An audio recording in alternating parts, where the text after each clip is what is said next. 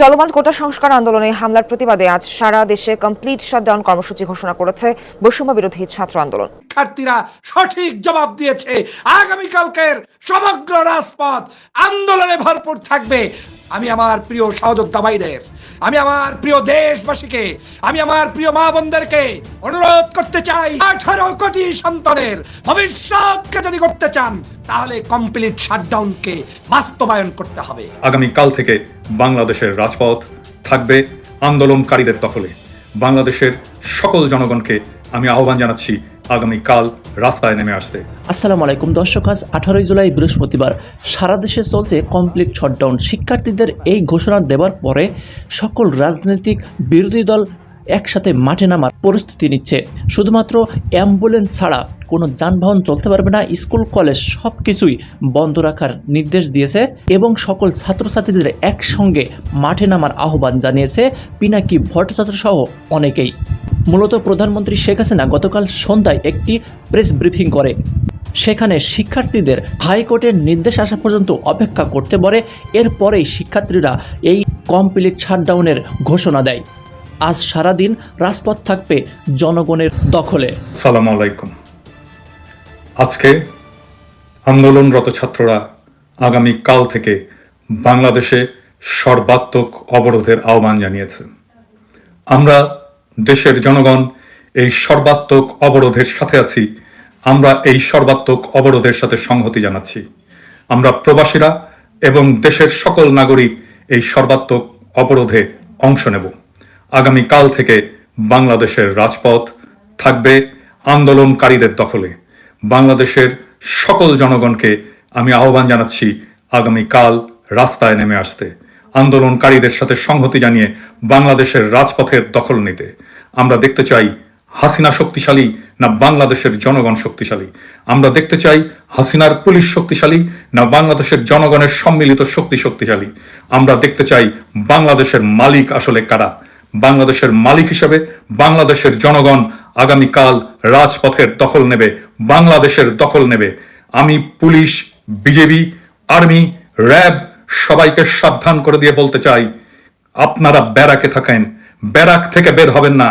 আপনাদের মালিক হাসিনা নয়, আপনাদের মালিক বাংলাদেশের জনগণ। বাংলাদেশের জনগণ আপনাদেরকে আদেশ দিচ্ছে, আপনারা ব্যারাকে থাকুন, ব্যারাকের বাইরে বের হবেন না। আপনাদের হাতে যে বন্দুক আছে ওই বন্দুকের মালিক বাংলাদেশের জনগণ। আপনারা যে গুলি ছোড়েন সেই গুলির মালিক বাংলাদেশের জনগণ। আমাদের টাকায় ওই বন্দুক কেনা হয়, আমাদের টাকায় ওই গুলি কেনা হয়।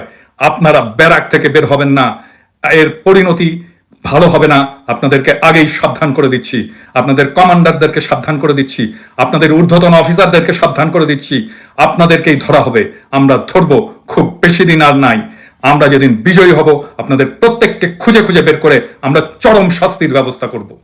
আগামীকাল বাংলাদেশের সকল শ্রমিক, কৃষক, জনগণ, মধ্যবিত্ত, ছাত্র, শিক্ষক, কর্মচারী সবাই রাস্তায় নেমে আসবেন, আন্দোলনরত ছাত্রদের সাথে থাকবেন এবং তাদেরকে সাহস যোগাবেন এবং রাজপথের দখল নেবেন।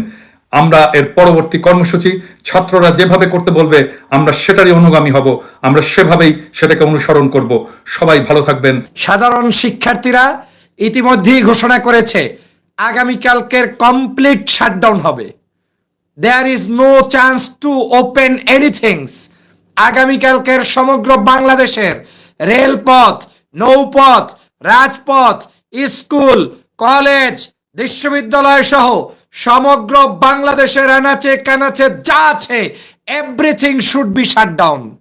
দেয়ার will be nothing open. Tomorrow আমাদের সবাইকে সদল বলে সমগ্র বাংলাদেশকে জাগ্রত করে রাজপথে নামতে হবে। এখনো যদি সিদ্ধান্ত নিতে না পারেন তাহলে আপনাদের পতন, আপনাদের এই যে কষ্টের দিন কেউ ঠেকাতে পারবে না। অতএব আমাদের এই ছাত্র ভাইদের উপরে চর করে ভর করে বসে থাকলে হবে না। ছাত্র ভাইরা সঠিক সময়ে সঠিক সিদ্ধান্ত নিয়েছে। কাঁঠাল রানীর বক্তৃতায় তারা পটে যায়নি। শেখ হাসিনা যে আজকে বক্তব্য দিয়েছে এটা কোনো বক্তব্যের মধ্যে পড়ে না। উল্টো জনগণকে থ্রেট দিয়েছে, ভয় ভীতি দেখিয়েছে। তিনি চাচ্ছে ভয় দিয়ে ক্ষমতাকে দীর্ঘায়িত করতে। আর আমার শিক্ষার্থীরা সঠিক জবাব দিয়েছে। আগামীকালকের সমগ্র রাজপথ আন্দোলনে ভরপুর থাকবে।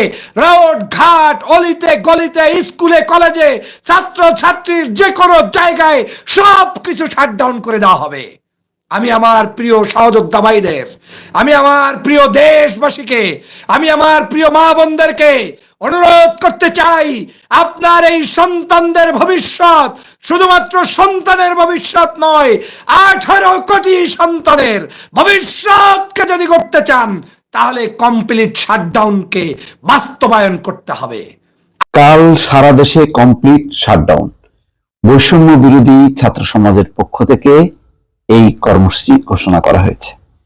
তার মানে হচ্ছে যে প্রধানমন্ত্রী যে আহ্বান জানালেন যে উচ্চ আদালতের রায়ের জন্য অপেক্ষা করতে, তার প্রতি বা তার উপর যে কোনো ভরসা নেই, এটা পরিষ্কার। যেটি নানা শ্রেণী পেশা, সুধী সমাজ, বিশিষ্টজনরা যেটি বলছিলেন বারবার, যে আলোচনার উদ্যোগ নিতে, সমঝোতার উদ্যোগ নিতে, সরকার সে পথে হাঁটলো না, বরং এই আন্দোলনটাকে নিয়ে গেল একদম বৃহত্তর রাজনৈতিক পরিসরে, যেখানে আবারও ভিকটিম বাড়ানো হচ্ছে বিএনপিকে, অর্থাৎ সেদিকে ধাবিত করা হচ্ছে।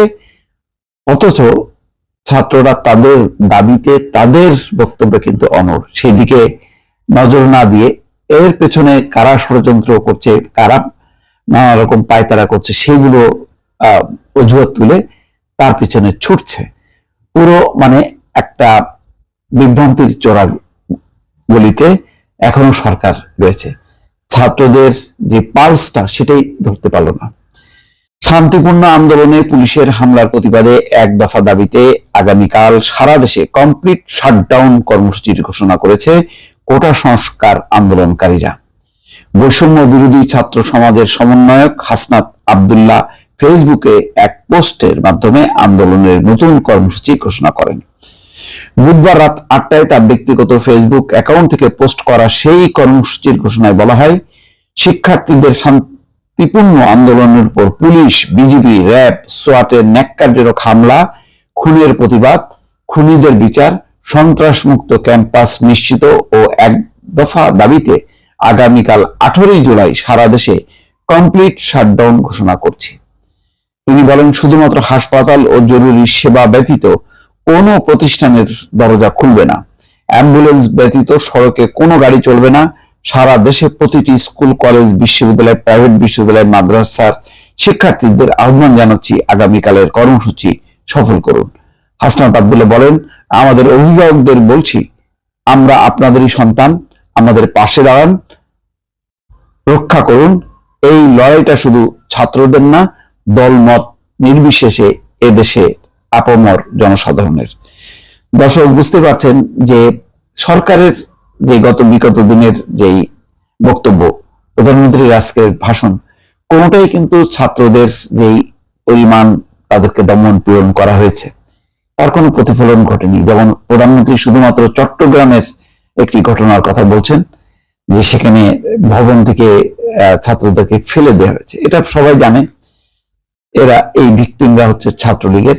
কিন্তু ঢাকা বিশ্ববিদ্যালয়, খোদ রাজধানীতে যে ঘটনা ঘটলো, জাহাঙ্গীরনগরে যা ঘটেছে, আরো অন্যান্য জায়গায়, রংপুরে যেভাবে আবু সাইদকে খুব কাছ থেকে গুলি করা হয়েছে, সেই সব ঘটনাগুলো কিন্তু তিনি স্পেসিফিক ভাবে আনেননি, শুধুমাত্র একটি ঘটনা তিনি এনেছেন।